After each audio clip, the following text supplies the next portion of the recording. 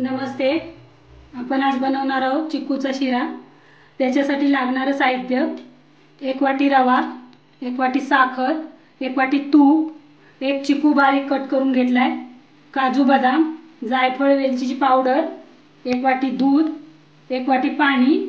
हे अगोदर मिक्स करून गरम करून घेऊया.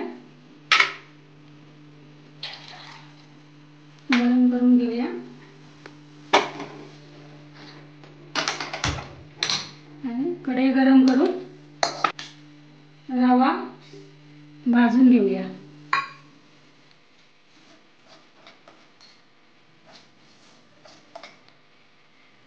रवा आता 4-5 मिनिटं भाजून झालाय.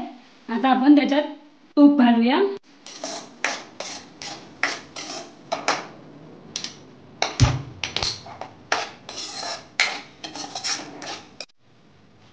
आता त्याच्यात काजू बदाम टाकते, परत परतून घेते.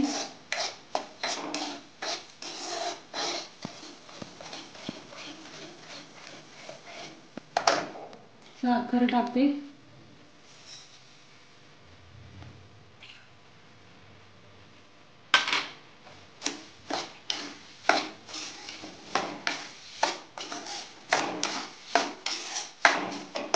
आता हे गरम केलेलं दूध टाकते.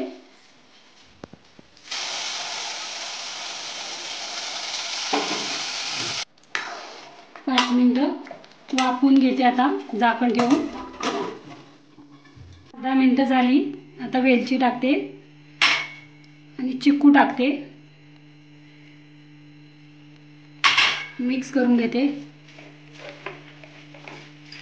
आणि 5-6 मिनिटं परत वाफ काढते. आपला शिरा रेडी झालाय. आता सर्व करूया.